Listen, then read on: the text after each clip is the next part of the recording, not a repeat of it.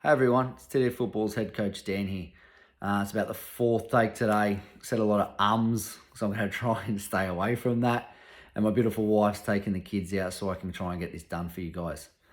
Something I get asked all the time is how does my child make it? How do they become really good? How do they make it to the next level? How can I guarantee if I have everything available, will they become good at it? There's plenty of different ways out there they talk about. And in this country, because it's a developed country and because the way football pyramid is in this country and the rest of it, it takes money.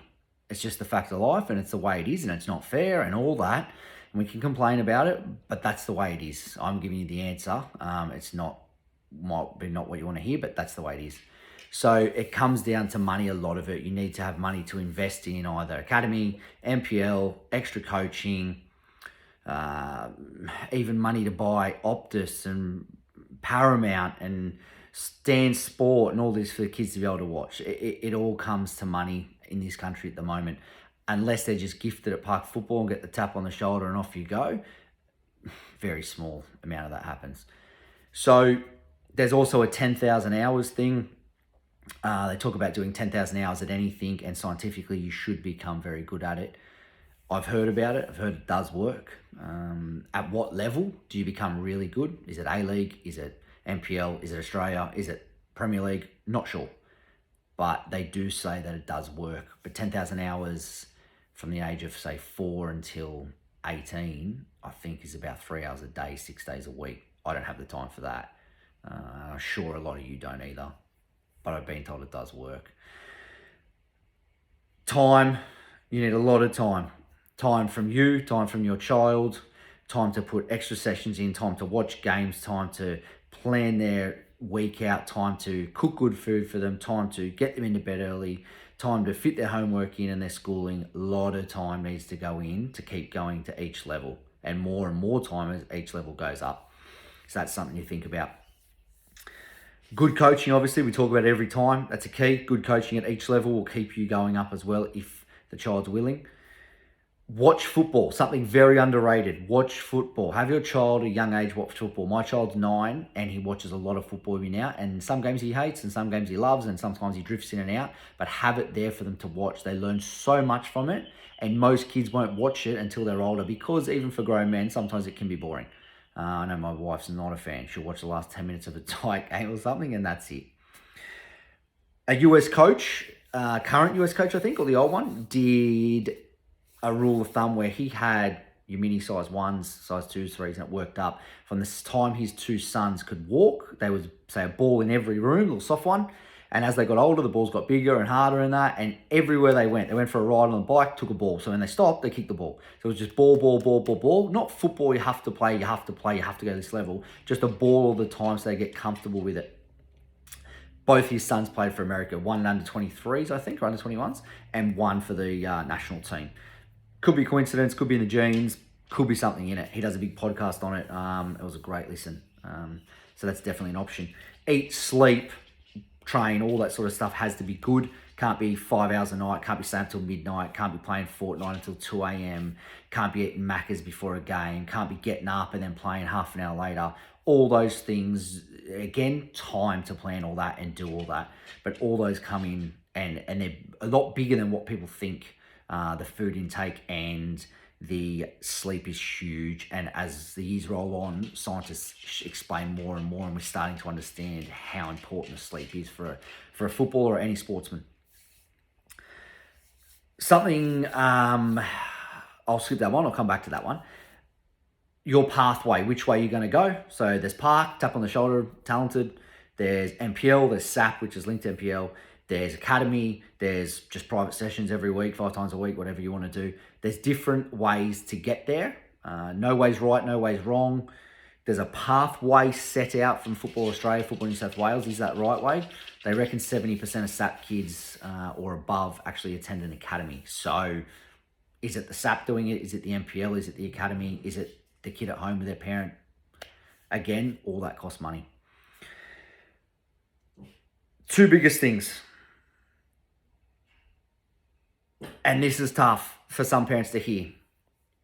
try not to tell try not to tell your son or daughter they are the best player in their team, in the game, in the world, whatever it is, because there is always someone better unless you are Messi. I grew up with kids that this was told to them, and I've got some that I've coached. And when reality hits, it's hard. It's hard for them to understand because they've always been told that.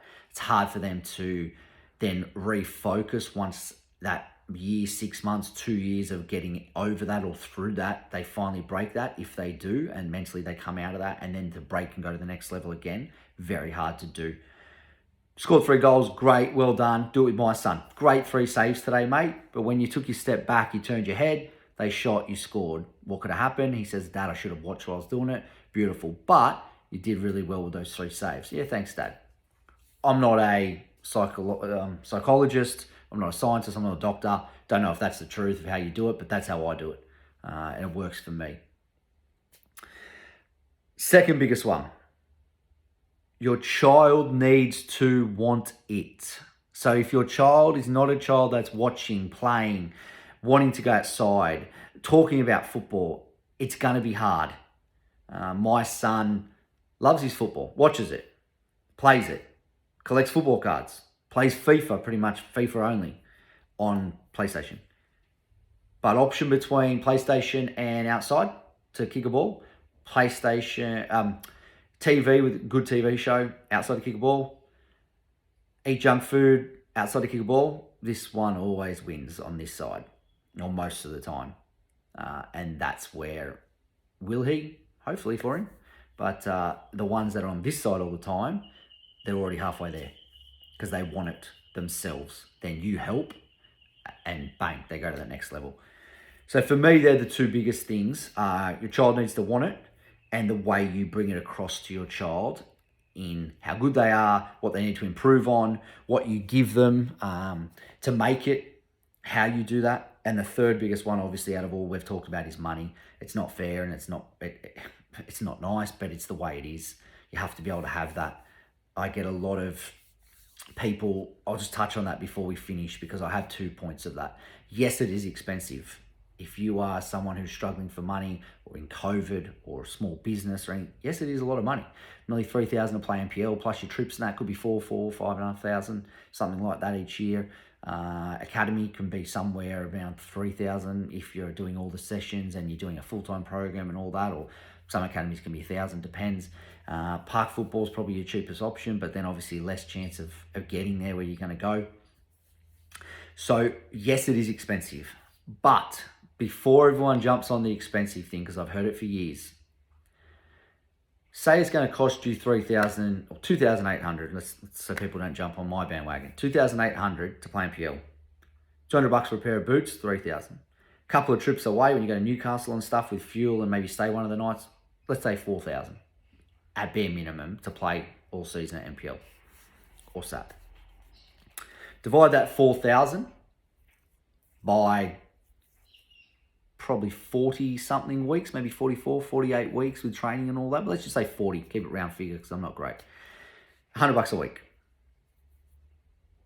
1, 2, 3 sessions at good clubs. Hour to an hour and a half. So you're talking 3, maybe 4.5 hours. Hour to an hour and a half, 2 hour game, depends with the pre-game and all that. It's now 6.5 hours. Ring the coach at any time. Group chats. Extra sessions sent out. Stuff the clubs put on, trivia nights, information nights, video sessions, if you've got a good coach. So all that, 6, 7, 8 hours a week, divided by $100, $12, $14 an hour. Now I pay, I think $17, $15 for half an hour for a swimming lesson every week. So it's less than half that price if you're talking half an hour. I pay $70 to $80, or did, a week for tutoring for 2 years straight for an hour. I pay for music lessons for my son right now. I'm not sure what that is, but it's 30, 40, 50, something like that. So I've just named football as the cheapest, and you're doing the highest you can do in this country until you make Australia or A-League. And it's still cheaper than all those things.